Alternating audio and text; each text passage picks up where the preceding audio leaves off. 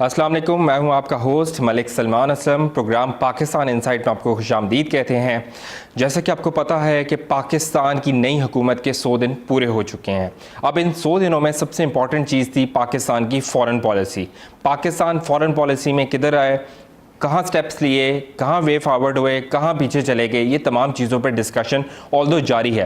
Prime minister Imran Khan is very much focused कि पाकिस्तान किस तरफ जाएगा, तमाम ममालिक के साथ रिलेशन कैसे होंगे और आगे कैसे बढ़ना है। इन तमाम इशूज़ पे बातचीत तो चल रही है हमारी, लेकिन today we are having one of the most important guest with us. Today we are having the ambassador of Tunisia in Pakistan, His Excellency Mr. Adil Al Arbi. We welcome you in our show. Thank you. It's very clear that Tunisia, the North African country, is a country that is very much rich, and that country is to be taken into great importance as far as Pakistan is concerned, because Pakistan and Tunisia are having a great long relation, as friendly, as diplomatic, as culture, arts. So Mr. Ambassador, starting from Pakistan and Tunisia diplomatic relations, what do you think, what kind of relations we are having, the both countries are having, which kind of relations, and how far the relations is going to be carried out? Thank you very much, Malik Salman, for inviting me and giving me this opportunity to speak about my country, Tunisia. With regard to the Tunisian-Pakistani relations, we can say that they are very long standing relations. We can say proudly that they are excellent political relations, yes, and rooted in history. So Pakistan was among one of the most important countries that opened their embassy in Tunisia just after the independence. If I'm not wrong, it was 1958. 58, yes. This was very important for Tunisia. Even before our independence, Pakistan defended Tunisian cause at the United Nations, and this is very important for our political relations. And till now, the Tunisian deciders and the Tunisian government, they never forget this role, the role played by Pakistan to defend the Tunisian cause. And as well, we know that Pakistan also defended many African countries, and they participated in building the modern states, and they sent their experts, and they monitored some elections, and the role played by Pakistan was crucial and very important for all these countries. Now, so we are enjoying these relations. We have traditions with Pakistan of exchange of support in the international forums, and this gave us a very good credibility with Pakistan, yes, and also they gave Pakistan a very good position for Tunisia. So talking about Tunisia, can we say that Tunisia is the gateway to Africa? Yes, actually many countries, they say that we are a gate for Africa, so because Africa is a very big continent. But Tunisia, what is new for Tunisia? So Tunisia, the geographical strategic position of Tunisia is in the heart of the Mediterranean. It's in between Eastern and Western Mediterranean. And also it is a part of top Northern Africa. And also, it is very near to the European Union. These are two big markets. And also, it is a part of Arab world. So, if the investors or Pakistani investors would like to go or to invest in all these big markets, European Union, Africa. I will be discussing that. Yes. So talking about Tunisia, first let's take a start from the art and culture. The Tunisian culture, as I have studied and researched about Tunisia, is 3,000 years ago. They are being carried out, and from this region, the culture and traditions are being carried out from 5,000 years. So, do you think that having a culture matchup or having a long culture do result into good relations with other countries? Yes, of course. Yes, of course. The history and the culture and the identity of the country is very important for its international relations, because now we speak about culture diplomacy, and this culture diplomacy or people-to-people contact and also interaction between culture institutions. It makes people know each other more, and it opens a lot of gates of partnerships, of business, and a lot of trust between the countries. So Pakistan also is very old country, and we are working very hard to show and to make this historic legacy and this culture, this identity visible to the world. Okay. And we are now working with Pakistani authorities and Tunisian authorities to show this cooperation in this culture aspect. So there is a long diplomatic relation, almost 60 years diplomatic relation between Pakistan and Tunisia, and Pakistan being a country that supported Tunisian liberation movement at the time, and 1958 we built an embassy over there. So if we are discussing such huge level friendship over here, diplomacy over here, can we say that the people living in Tunisia and people living in Africa do acknowledge such things about Pakistan? Frankly, so there is a lot to do to make these things more visible to people. And this is our role as diplomatic missions, but also it's the role of the business community, culture people, the participation in international festivals of culture, showing this beautiful side of Pakistan in Africa, in Tunisia, and in many countries. People that will discover by your perception, but when you go on the ground showing this rich culture, it can make this more visible, I think. So talking about the relations between the two countries, I have searched about and researched and came to know that there are very few delegation tours that have taken place between both the countries. For example, parliamentarian tour, it was roundabout in 1970, 1990, and the tourists usually go there, and tourists usually come over here, and the business delegation do move about in both the countries. But talking about the government delegations, I think so if you want to have a good relation with any of the country, the delegation should move more rapidly to gain the success over that country. So what do you think that why it is so time consuming between the two countries? The Tunisian delegation is coming so late to Pakistan, and Pakistan delegation is going so late to Tunisia. Yes, recently in February 2018 there was a very important joint ministerial commission in Tunisia, and it was led by the two ministers of foreign affairs, and it was a very important event, political and economic event, because the level of representation was very high at the level of Minister of Foreign Affairs. And it was a very successful joint commission, and there was many agreements and many legal documents signed during that session. And also there was a long discussion and exchange of views regarding regional and international relations between Pakistan and Tunisia. The high-level visits are very important. Yes. But it's not, there's no link with the political will. There is a political will from both sides, because Pakistan and Tunisia, as I told you, they enjoyed very long traditional relations. But you know, sometimes you are very busy with your immediate environment. Here Pakistan is surrounded with huge countries, important countries like China, like Iran, like Afghanistan. So the environment is very important. So as you have Tunisia also there is Europe, the European Union, and Africa and the Arab world. So perhaps there is no relation with the political will, but perhaps we should work more to have more high-level visits, which is very important. So as you have said that high-level visits are very important for both the countries. Let's talk about, there's a new government in Pakistan. It has come with a name of change, and we are having a new foreign policy over here in Pakistan. I just came to know that the president, the head of Tunisia, also said congratulations to the government of Pakistan, to the president of Pakistan, the new president of Pakistan. So, sir, talking about these relations, what do you expect that when president of Tunisia will come to Pakistan, and when Pakistan president will be going over there? We should work hard for that. So we wish all success for this for government, for Naya Pakistan, new Pakistan, and I think that it's too early to evaluate what will do the government, the PTI government. I saw that there is a very ambitious program. And we saw also that there is some similarities, because the government of Imran Khan is focusing on some areas which are similar to Tunisia, like human development, like education, like health for everybody, like providing employment for young people.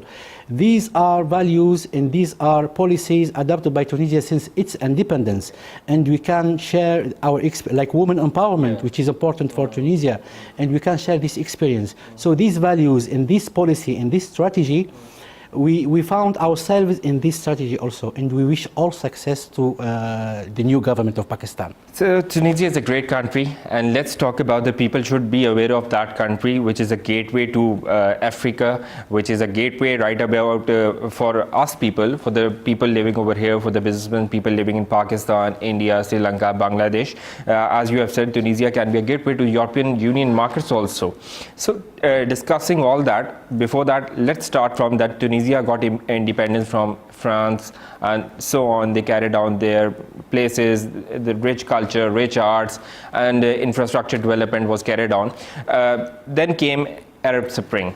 The country was devastated, they suffered a great loss. But after that, there was a huge change in Tunisia. Tunisia is right now standing in between the countries that are progressing day by day. What do you think, what was the real change after Arab League that forced the people to move towards the progressivehood? Let's speak about Arab Spring now. Also in Tunisia, there was no devastation in Tunisia. There was a popular movement. And for people, aspirations, people, they did not find their aspirations in the old government or the old regime. And there are many values of dignity and of living a good life, especially for young people. You know, people in Tunisia are educated people. 83% literacy in Tunisia, and this is very high. And if you feel injustice and you have this awareness and you have all this education, so there will be a reaction, but peaceful reaction. Okay. Because what happened in Tunisia was very peaceful. There is some losses because the regime resisted a little bit and made some resistance, and we have victims and martyrs during this revolution.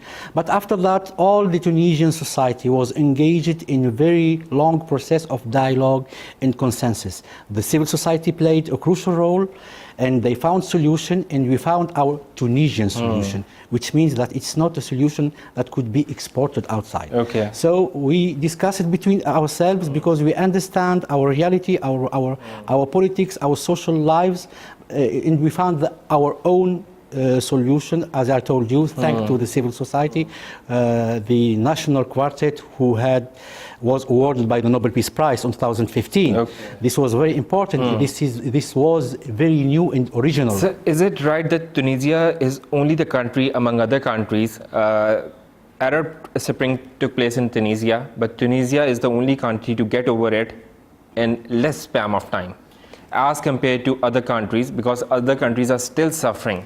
I'm not in a good place to answer to this question because I'm the Tunisian ambassador.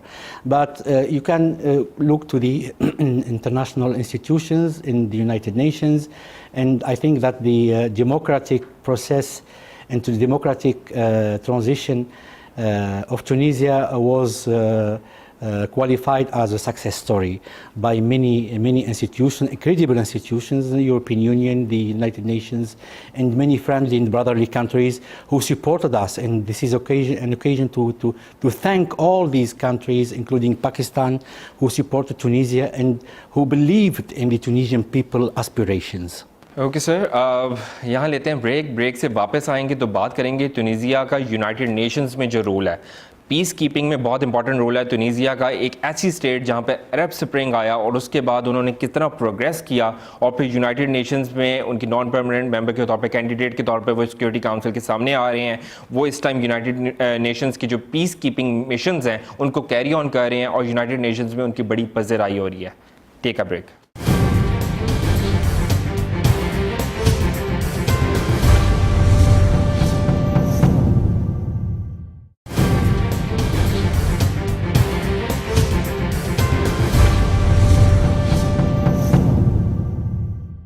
Welcome back. बात हो रही थी पाकिस्तान तुनीसिया के diplomatic relations के ऊपर, friendly relations के ऊपर। तुनीसिया कहाँ से आगे बढ़ा, क्या हुआ और किस तरह पाकिस्तान और तुनीसिया अपने रिलेशंस को कैरी ऑन कर रहे हैं और आगे बढ़ते जा रहे हैं। We are right now having ambassador of Tunisia with us. Sir, let's talk about Tunisia and United Nations. Tunisia joined United Nations, and after that joining, there were different missions that were carried by Tunisia. Tunisia was part of peacekeeping mission. Tunisia helped the world join the circle who are fighting against terrorism. So Tunisia is one of the states that can be given great credit to work against terrorism. So talking about first the United Nations peacekeeping mission, how Tunisia joined it, what were the steps taken by Tunisian government, and how successfully they are being carried out? Thank you very much for this question. So Tunisia gave attachment to the United Nations values and principles very early since its independence. And we believed in our deciders and the first politicians and deciders of Tunisia. From the beginning, they believed in the United Nations as a fora for negotiations, for finding solution, for preventing crisis, for preventing wars. And we believed from the beginning, as I told you early from our independence, in these universal values of peace and stability for everybody. That's why our contribution was very important, and we were very active. Mr. I would like to ask that how much your country has suffered from terrorism, and how much loss the people have got, how much loss the economy have got, how much loss the infrastructure has got. Because in Pakistan, as you have seen, you have appreciated Pakistan at many moments, that Pakistan have fought against terrorism, and although Pakistan have lost 70,000 lives, they have a loss in economy, they have loss in infrastructure. So Tunisia is one of the countries that has fought against terrorism. Very much appreciable steps were taken by Tunisia. So how much Tunisia has suffered from terrorism? Let's be clear. So this phenomena of terrorism now is an international phenomena. It's not specific to Pakistan or Tunisia or any other country. Why I say that? Because if it is an international phenomena, so it needs international solution, international cooperation. So no country can face this phenomena alone, because it needs exchange of information, exchange of experience. It needs a lot of cooperation. Yes. Even under the United Nations, and there is an action plan counter-terrorism in the United Nations. In Tunisia is a part of this process, Peace Counter-Terrorism Commission. So it's not peacekeeping. Peacekeeping is another thing. It's not. It's regarding people who had civil war, people who suffered from war between countries, like what happened in Rwanda, like what happened in Congo or Cambodia. So the peacekeeping is another aspect. But countering terrorism is international phenomena, and countries can cooperate bilaterally or under international United Nations. The approach of Tunisia was global. So Tunisia, as many countries, so we suffered after this Arab Spring. And what happened in Tunisia, there was some problems of security, and some people did not accept this process of democracy and peace in Tunisia, because everybody has its project, and people, they can express now. There is a freedom of speech in Tunisia. Human rights are protected in Tunisia, and we are doing our best. We don't say that we are perfect, but we are in a good path, in a good process. The approach of Tunisia is almost like the approach of Pakistan, because it's a global approach. It's not only a security approach. It's culture, education, women empowerment, social, economic. So if we gather these things and we think what are the roots of this phenomena, we can solve the problem in a very sustainable way. It's not only, as I told you, it's not security only, because security, taking only security will be not successful. So while talking about the countering the terrorism, Pakistan have fought against terrorism in two ways. First, they tried to discuss, they tried to bring them onto the table, make them understand if they can. So when they were failed to make them understand, the Pakistan army started their strategy against them. So what is the strategy of Tunisia? Tunisia believes in making the rivals, bringing them to table, making them understand that this is wrong, you have to accept the constitution of Tunisia, or Tunisian army just get away with the strategy? Let's say that this phenomenon, the terrorism, did not get a big aspect in Tunisia. So because we are not accustomed to this phenomena but as you said, we suffered from many countries from in some period of this process since 2011 from some terrorist attacks. Okay. What was the approach? As I told you, it was global. Also, feeling injustice, feeling marginalization, feeling poverty, not solving the economic and the social problems of young people. They can be victim of manipulation, exactly, of people who have other agenda, people who has violent agenda. Exactly. Now the process in Tunisia is very open, and as I told you, the notion of justice is very present, is one of the pillars of countering this phenomena. Ibn Khaldun, who is Tunisian, said, Al-Adl Asas al-Amran, which means justice is the fundamental of prosperity. If you show to people that you are democratic, that freedom of speech is given to everybody, they will not feel that they are marginalized or there is injustice. So they will be not violent, or they will not express themselves by a violent way. So these are parts of our strategy, and I think that we succeed to eradicate this phenomena from our country. Exactly. कुछ चीज़ें बड़ी clear होती हैं right away, जैसे mister ambassador बात कर रहे हैं कि जो कौमें होती हैं, जो हुकूमतें होती हैं और जो मुल्क होते हैं वो चल पड़ते हैं, चाहे वो नॉन मुस्लिम्स हों या मुस्लिम्स हों या कोई भी हो, लेकिन जिस मुल्क में अदल का निज़ाम ना हो, इंसाफ ना हो, अदालतें अपना काम ना कर रही हों, लोगों को इंसाफ ना मिल रहा हो, वो कौमें यकीनन तबाह हो जाती हैं. Right away mister ambassador is indicating the same thing.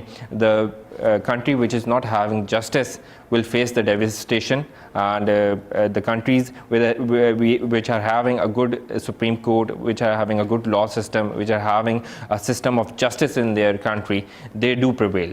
So let's talk about moving. Please, can I interrupt you? Sorry, but Pakistan is doing very well in terrorism, and we can learn also from Pakistani strategy in counter-terrorism. Okay. And the way how Pakistan is handling terrorism is very, very, very good. And the Pakistani army played a crucial role in countering this phenomena.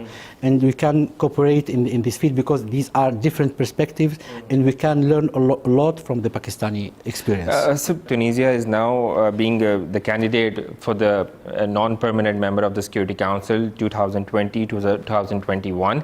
How do you see such thing, and what steps Tunisia will be taking in the Security Council? Thank you very much for this question. Tunisia, from its independence, was very attached to the values and principles of the United Nations, and also it contributed from the beginning in peacekeeping operations and building of countries after who suffered from civil wars or wars between countries, and we contributed with our military groups in many countries in Africa, in Asia, in many countries. Our candidacy for the non-permanent member of the Security Council in the United Nations during 2020-2021 is a new opportunity for Tunisia to reiterate its commitment to international legality and to the values and the principle of the Charter of the United Nations. United Nations have appreciated Tunisia a lot. While they were discussing, while there was a news about the Tunisia becoming the non-permanent member of the Security Council, yes, they were appreciating, the world is appreciating Tunisia right away, that from an Arab Spring, a country has boomed out towards the progress, and right now they are coming as a non-permanent member of the Security Council. So Mr.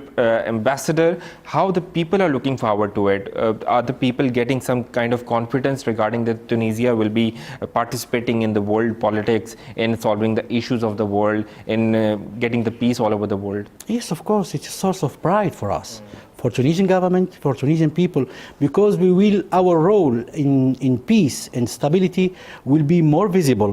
We will try to take many initiatives to solve conflicts in the world. Yes. We will contribute with our approach, and we will support the Secretary General initiatives for peace, for development, and we have our priorities also.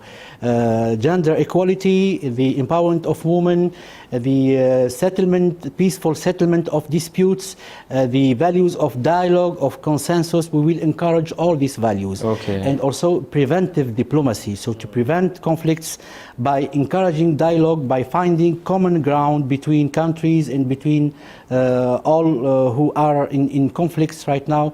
It will give us courage, give us more credibility in the international level, also at the national level also. Okay, so the Tunisia being the non-permanent member of the Security Council, as being the candidate, there are many issues round about in the globe. Yes.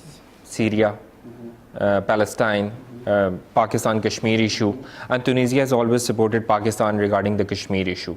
So what do you think that how Tunisia will be playing a good role in solving these kind of conflicts that are being carried on long ago, since 6-7 decades now? I come from a country of peace and dialogue, and regarding the Kashmir issue, we usually supported the dialogue between the two countries.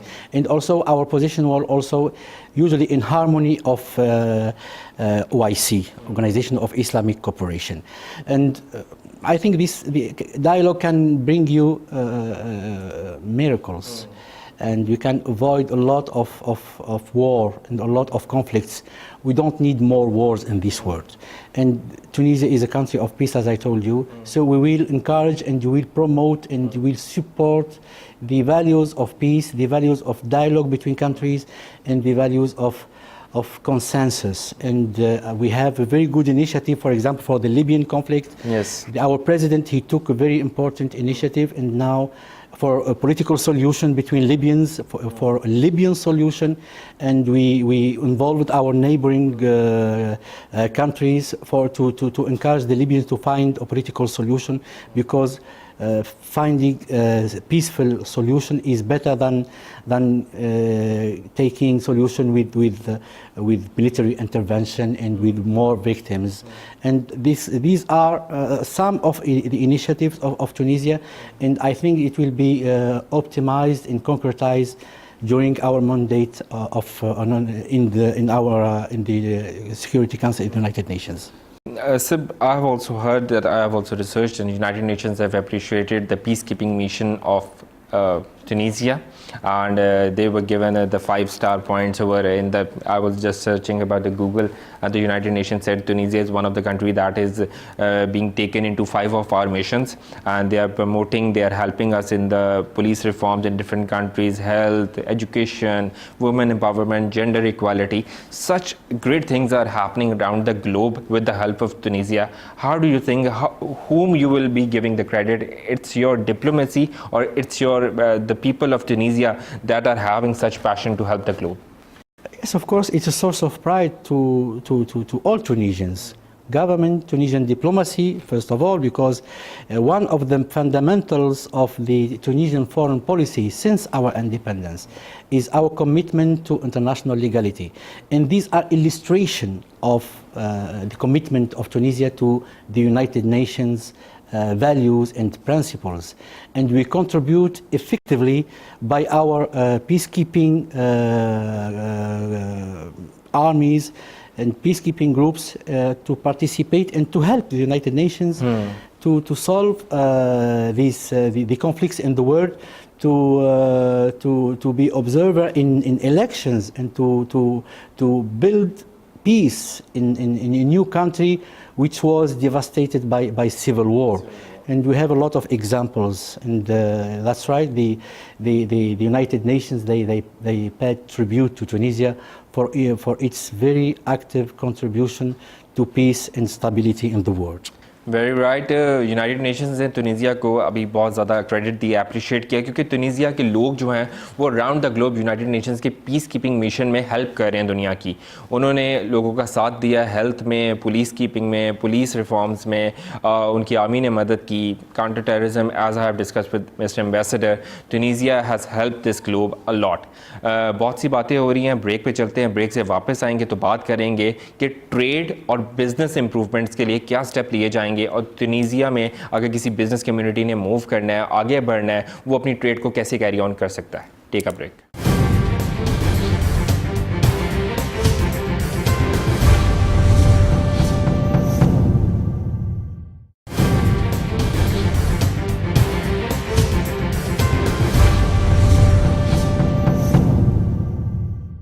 Welcome back. बात करते हैं sir, let's talk about trade and business opportunities over here. You have also met Lahore chamber of commerce and you are visiting different chambers, business chambers right about in Pakistan. You have been meeting different business people, business delegations and traders over here. What business opportunities we are having in Tunisia for the region, for the people living in this region, and how Tunisian market is improving day by day? Regarding business, I think that Tunisia is a very good place to make business for Pakistani businessmen, and there is a lot of encouragement from the Tunisian government to attract the foreign investors, to give them a good environment for investment and for finding a good market for their goods. And Tunisia also is a part of Africa, as I told you. Yes. And also they will be not limited to the Tunisian market. They will be connected with many other big markets. Okay. Because Tunisia is connected with very important legal framework with many African regions. And it is more than 450 millions of consumers. So the Pakistani businessmen should think about that. Okay. So Africa is the continent of future. Until now, many big economies are there. So China is there, Turkey is there, Europeans are there, India are there, India is there. So it's time for Pakistan to get its share from Africa. What can be the possibilities of investors? What kind of investors should invest in Tunisia? In Tunisia. Property, Yes. land, food, or what? Everything. So because we have a new investment code which gives a very good legal framework for foreign investors. Okay. The treatment of foreign investors is exactly the same the treatment of national investors. So Tunisian and foreigners, Pakistani for example, are equal Okay. in the treatment of law for investing. They can transfer their money anytime from Tunisia outside. And also Tunisia is a touristic destination. They can invest in real estate, they can invest in building hotels, in tourism, and they can invest also in agriculture, because Tunisia is basically an agriculture country. Okay. And our olive oil is very famous, and it was awarded in many capitals, many countries, and we are exporting a lot of olive oil towards to the world. But Pakistan, I didn't find the Tunisian good quality olive oil in Pakistan, and the Pakistani businessmen, they can find very important joint ventures with their counterparts in Tunisia for these products. And also in textile, Pakistan is very good in textile, Tunisia is very good also. They can make joint ventures and re-export to the European Union market or the African markets. So there is a lot of opportunities. With this regard, I would like to tell you that I also offered few of the business personalities and traders and the property heads in Pakistan, especially from the Lahore, to invest in Tunisia. They are having 2 to 3 very important questions. Yes. First, if they invest in property over there, will government secure them? Will government secure their money? Will government be part of secure their MOUs? For example, it do happen in every country, in Pakistan also, that money can be lost, the money can be stolen, there can be a cheating, there can be a fraud. So a government legal binding is very much necessary. So, what steps Tunisia will be taking to secure to business personalities, to the traders? Yes, the Tunisian government is very aware about that. We know that the capitals or the investors should be protected, and we have very strong legal framework to protect them.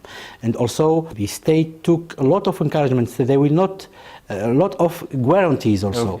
Okay. We have also protection and encouragement of investment, bilateral trade, bilateral agreements between Pakistan and Tunisia. And also, I think that Tunisia is a very secure country in this field. And we are a state of law, and the transparency and the protection of law is very present in Tunisia. So the investors, they should not be scared, or they should not be skeptic about this. And there is a very important institution which is only reserved for the foreign investors. They can get all the information from only one place. So to avoid this bureaucracy, to avoid all this time, the loss of time, so they can be connection with this board of investment institution. I think it was created recently, and it is very efficient to guide and to give information for foreign investors.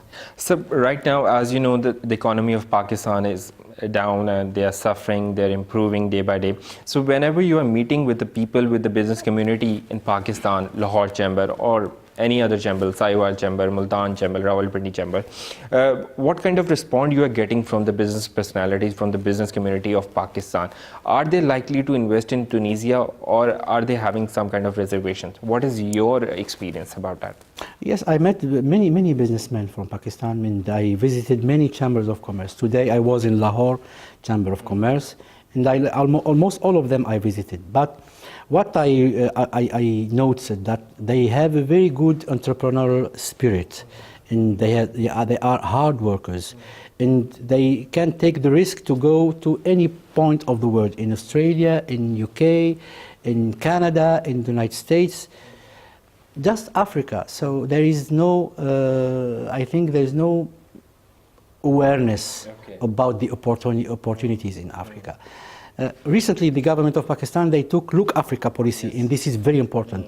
And there is a lot of encouragement, a lot of logistic support, financial support even, to encourage Pakistani delegation to go to Tunisian exhibitions, to go and meet with their counterparts in Tunisia or any other African countries. But speaking about Tunisia, there's a lot of encouragement, and the Tunisian government did its best to provide and to prepare the good environment for foreign investors. Just they must go there and they must explore the ground there on the ground. They should not be limited to media or to what was said by a friend. They should be there on the ground. So if they make the first connection, all the rest will be very easy. So to improve all these things, there is a lot of there's a necessary points that there must be an exhibition. There should be the festivals, a food festival, the filmmaking festivals, the family festivals. There has to be many things that can join the people of two countries.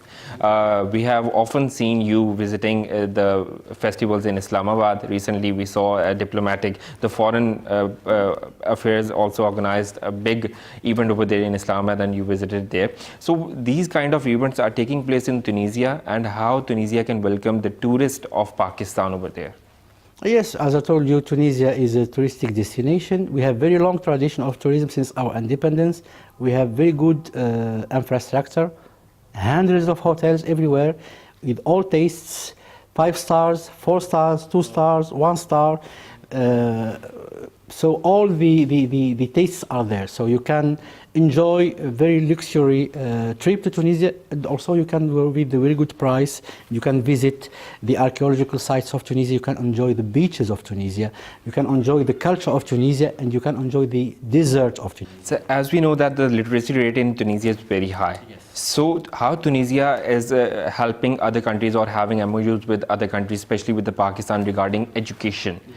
Can the student from Pakistan move to Tunisia and get admission in any of the colleges, any of the universities?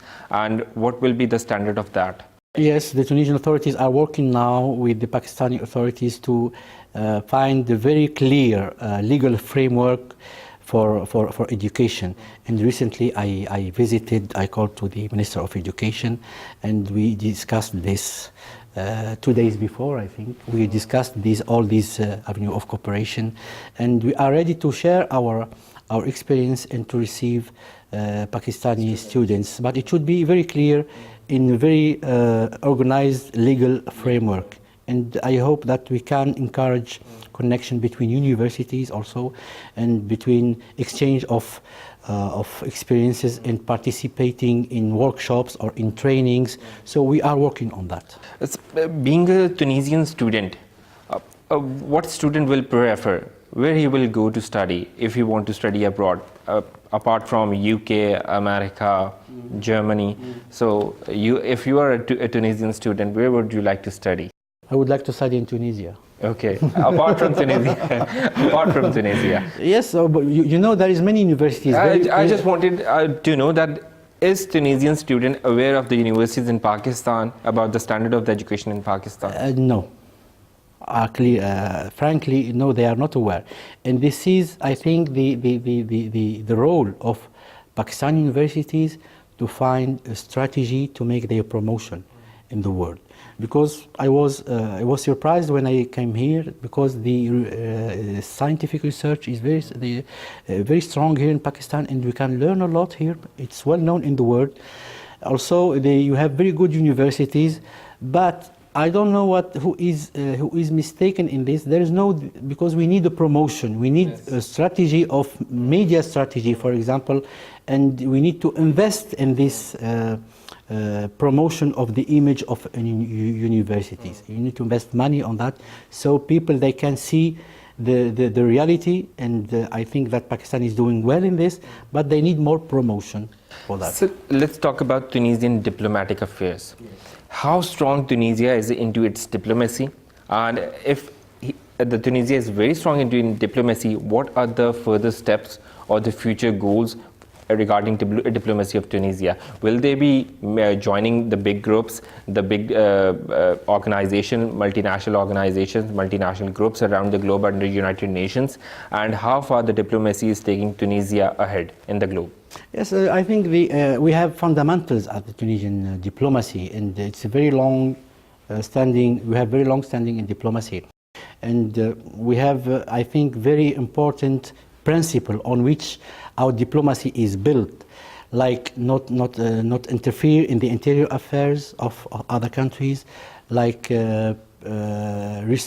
mutual respect between countries, like preserving our sovereignty and our independence of our decision, of our national decision, like exchanging the values of human rights, the values of peace and stability in the world, defending the fair causes in the world, like the Palestinian cause. These are the values and the principles and the fundamentals of the Tunisian foreign policy. And this makes us as a country who has never a problem with any country. Oh. And who gives us more credibility to make mediations between countries, to make initiatives for peace, for consensus, for making countries coming to a common ground to solve their problem. And I think that the Tunisian diplomacy made a very good job during more than 4 decades. So lastly, I would like to ask you, recently you have meeting with Information Minister of Pakistan, and there was a very good meeting, and the crux of that meeting was that to build the relations further on, to carry on the relations, and especially promoting the relations between the two countries, between the gender equality, education, and especially the art and music there was a mentioning in the press release that music was also mentioned, that you likely would bring the bands or the singers from Tunisia to Pakistan, because art is the most basic thing that can promote the culture of Tunisia and Pakistan. So when they are going to take place, and when we can see and hear and listen, enjoy the music of Tunisia and Pakistan? Inshallah. So I was received by Honorable Minister of Information, and I was happy, very happy to meet him. And we discussed and we exchanged views and thoughts regarding especially media and culture diplomacy, which is very important nowadays, and people-to-people contact.